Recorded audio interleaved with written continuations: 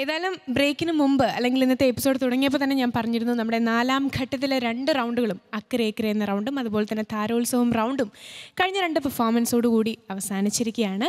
So as usual ഏതൊരു stage കഴിയുമ്പോഴും ഏതൊരു റൗണ്ട് കഴിയുമ്പോഴും നമുക്ക് എലിമിനേഷൻ ഉണ്ടാവാറുണ്ട് as the part of issue. അപ്പോൾ നമ്മുടെ കുട്ടികളെ ആരെയും വിഷമിപ്പിക്കാതെ വളരെ ക്യാപ്സ്യൂൾ രീതിയിലാണ് നമ്മൾ എലിമിനേഷൻ നടത്തുന്നത്. ആൻഡ് ഇതിനെക്കുറിച്ച് കൂടുതലായിട്ട് ഇത്തവണ എങ്ങനെയാണ് അല്ലെങ്കിൽ എന്ത് ക്രൈറ്റീരിയയിലാണ് എലിമിനേഷൻ നടത്തുന്നത് എന്നുള്ളത് നമുക്ക് നമ്മുടെ ജഡ്ജസിൻ്റെ അടുത്ത് തന്നെ ചോദിക്കാം. അതിനു മുമ്പ് അക്കരെ ഇക്കരെ എന്ന റൗണ്ട് കഴിഞ്ഞപ്പോഴും താരോത്സവം റൗണ്ട് കഴിഞ്ഞപ്പോഴും ഫസ്റ്റ് സ്റ്റേജിൽ നിന്ന് ഈ 4th സ്റ്റേജിലെത്തിയപ്പോൾ നമ്മുടെ കുട്ടിപ്പട്ടണമല്ല കുട്ടികൾക്ക് എന്തൊക്കെ മാറ്റങ്ങൾ സംഭവിച്ചു, എങ്ങനെയൊക്കെ അവർ പെർഫോം ചെയ്തു എന്നുള്ളത് നമുക്ക് ചോദിക്കാം നമ്മുടെ ജഡ്ജസിനോട്. ഫിറോസക്ക, എങ്ങനെയുണ്ടായിരുന്നു അവരുടെ പെർഫോമൻസ്? ഇത്തവണ നമ്മൾ നമ്മുടെ കുട്ടികൾക്ക് അക്കരെ ഇക്കരെ പ്രവാസികളുടെ ജീവിതത്തിൻ്റെ ബുദ്ധിമുട്ടുകളും അവിടുത്തെ കാര്യങ്ങളും വിവരിക്കുന്ന റൗണ്ടും താരോത്സവം മലയാള ചലച്ചിത്ര ശാഖയിൽ മുസ്ലിം ഗാനങ്ങൾ ഉൾക്കൊള്ളിച്ചുകൊണ്ട് പ്രശസ്തരായ നടീനടന്മാർ നായികനായകന്മാരായി വന്ന ആ ഒരു കൺസെപ്റ്റ് ഉൾക്കൊള്ളിച്ചുകൊണ്ടുള്ള പാട്ടുകളുമായിരുന്നല്ലോ നമ്മൾ കുട്ടികൾക്ക് എടുത്തു കൊടുത്തത്.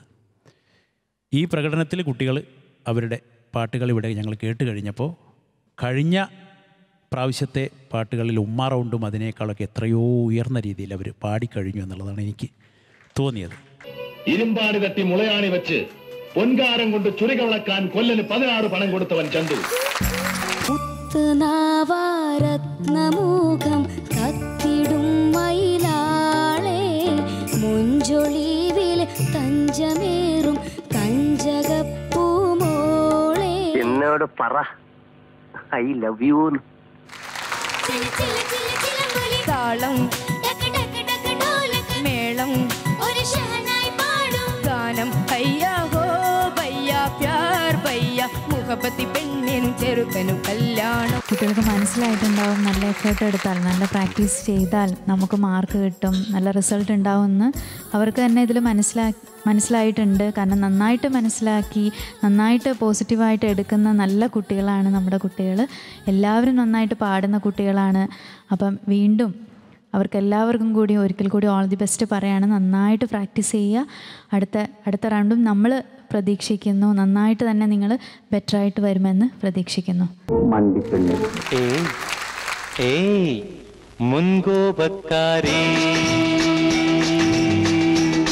റംസാനിലെ ചന്ദ്രികയോ രജനീഗന്ധിയോ ഒരു ഉമ്മ തരൂ, ഒരു ഉമ്മ തരൂ. എന്നാ വേണ്ട, ഞാൻ തരില്ല.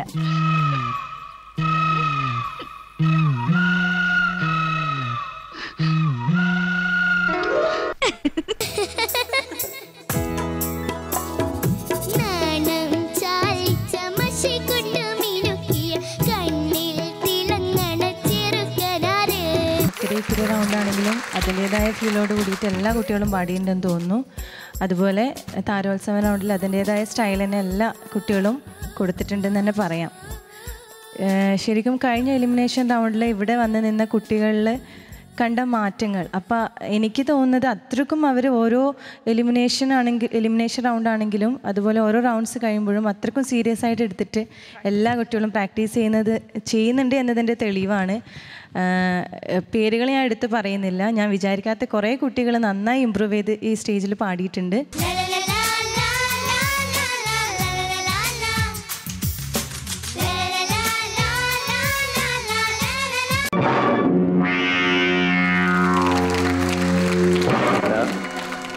നീയാണ് ഈ അലവലാതി ഷാജി അല്ലേ?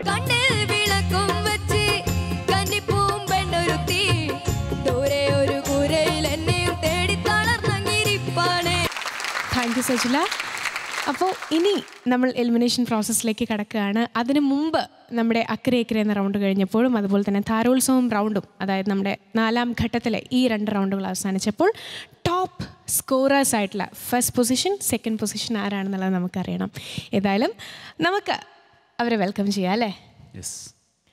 ഫസ്റ്റ് പൊസിഷനിൽ എത്തിയിട്ടുള്ളത് ആതിഷാണ് വിത്ത് 197 പോയിന്റ്സ്. തമ്പി മുരളി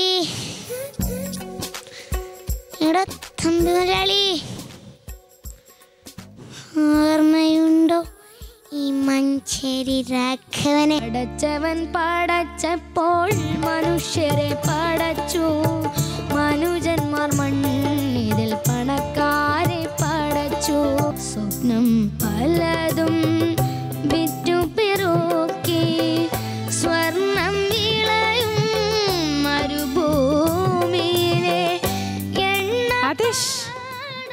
കൺഗ്രാറ്റുലേഷൻസ്. ആദിശ ശരിക്കും 4ാം ഘട്ടത്തിലൂടെ വന്ന് നിന്നപ്പോൾ ഒരു ചാലഞ്ച് നമുക്കായിട്ട് തന്നിട്ടുണ്ടായിരുന്നു. 3rd സ്റ്റേജിലും ഞാൻ തന്നെ ഫസ്റ്റായി, ഇത്തവണയും 4th സ്റ്റേജിലും ഞാൻ തന്നെ ഫസ്റ്റ് ആവുന്നത്. അത് പാലിച്ചു അല്ലേ? പറയടോ. പാട്ട് പാടാൻ മാത്രമേ ആദിശ നിൽക്കുള്ളൂ. ആദിശ ഇപ്പം എന്താ തോന്നണേ? ഫസ്റ്റ് ആയപ്പോൾ 20 പേരിൽ വെച്ചിട്ട് 4th സ്റ്റേജിൽ ഫസ്റ്റ് ആയപ്പോൾ എന്താ പറയാനുള്ളത്? ആരുടെ ഏറ്റവും കൂടുതൽ താങ്ക്സ് പറയാനുള്ളത്? ഇത് എൻ്റെ ആദ്യത്തെ ഗുരുനാഥനായ എൻ്റെ അച്ഛനോടും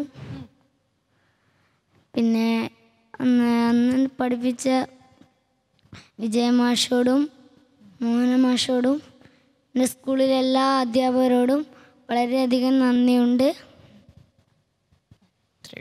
okay, thank you Adish and congratulations. Yes, 4ാം ഘട്ടം കഴിഞ്ഞപ്പോൾ ഇനി 2nd പൊസിഷനിൽ എത്തിയിട്ടുള്ളത് 2 പേരാണ്. നമുക്ക് സ്വാഗതം ചെയ്യാം മിഷാൽ ആൻഡ് അക്ഷയ് വിത്ത് 194.5. അപ്പൻ്റെ ശവശരീരം കഴുമരത്തിൽ നിന്ന് എൻ്റെ കയ്യിലേക്ക് ഇങ്ങനെ ഏറ്റു വാങ്ങിക്കുമ്പോൾ അന്നെൻ്റെ 10ാമത്തെ പിറന്നാളെ Lakshmikutty.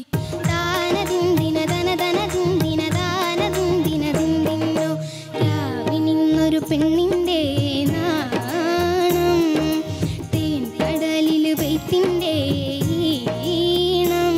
Congratulations to Mishal and Akshay. Akshay, പ്രതീക്ഷിച്ചിരുന്നോ ഇത്തവണ 2nd പൊസിഷൻ എത്തുന്നുള്ളത്? ഒട്ടും പ്രതീക്ഷിച്ചിരുന്നില്ല. ഇപ്പോൾ 2nd പൊസിഷനിൽ വന്ന് നിൽക്കുമ്പോൾ എന്താ തോന്നണേ? ഒരുപാട് സന്തോഷമുണ്ട്. പിന്നെ എനിക്ക് വേണ്ടി കഷ്ടപ്പെട്ട മാമൻ, എന്നെ പഠിപ്പിച്ച റസാഖ് സാറ്, എൻ്റെ നാട്ടുകാർ, അമ്മ, അച്ഛൻ, എല്ലാവരും ഒരുപാട് സപ്പോർട്ടാണ് എനിക്ക്. അതുപോലെ തന്നെ ഇനി ഏറ്റവും ഞെട്ടിപ്പിക്കുന്ന ഒരു കാര്യമാണ് മിഷാൽ. 4th സ്റ്റേജിലൂടെ വന്ന് നിന്നപ്പോൾ എൻ്റെ അടുത്ത് ഫസ്റ്റ് പറഞ്ഞത്, ചേച്ചി ഇത്തവണ ഞാൻ ഔട്ടാവുമെന്നാണ് തോന്നുന്നത്, എനിക്ക് ഒരു പ്രതീക്ഷയില്ല, അല്ലെങ്കിൽ ഞാൻ 5th സ്റ്റേജിൽ എത്തുകയാണെങ്കിൽ ഞാൻ എന്തായാലും ട്രീറ്റ് ചെയ്യാന്നൊക്കെ പാടുന്നതിന് മുമ്പ് എൻ്റെ അടുത്ത് പറഞ്ഞിരുന്നു. ആ ആളാണ് ഇപ്പോൾ 2nd പൊസിഷനിൽ വന്ന് നിൽക്കണേ. പൊൻവളയില്ലെങ്കിലും പൊന്നാടയില്ലെങ്കിലും പൊന്നിൻ കുടമെന്നും പൊന്നിൻ കുടം, എൻ്റെ പൊന്നിൻ കുടമെന്നും പൊന്നിൻ കുടം. എന്താ പറയാനുള്ളത് വിശാലിന്? ഞാൻ ഒട്ടും പ്രതീക്ഷിച്ചിട്ടുണ്ടായില്ല. വളരെ സന്തോഷമുണ്ട്. പിന്നെ എനിക്കിത് കിട്ടാൻ തന്നെ കാരണം എന്നെ പഠിപ്പിച്ച ബക്കർ മാഷാണ്, താമരയൂരിലെ ബക്കർ മാഷ്. പിന്നെ അതുപോലെ തന്നെ എൻ്റെ പ്രവാസി പാട്ട് എഴുതിയ ചൊവ്വലൂരുള്ള ബക്കർ മാഷ്, പിന്നെ ഗ്രൂമിങ് സെക്ഷനായ അഷ്റഫ് ക, ബഷീർ ക, ജഡ്ജസ്, ഓർക്കസ്ട്ര മെമ്പേഴ്സ്, പിന്നെ എൻ്റെ പാരൻസ്, എൻ്റെ ഫ്രണ്ട്സ്, പിന്നെ പ്രേക്ഷകർ, ഓഡിയൻസ് എല്ലാവരോടും നല്ല താങ്ക്സ്.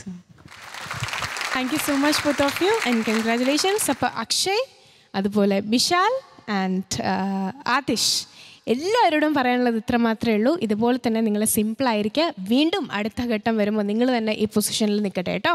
ഹാർഡ് വർക്ക് ചെയ്യാൻ നല്ല പോലെ. Okay, all the best to you and congrats.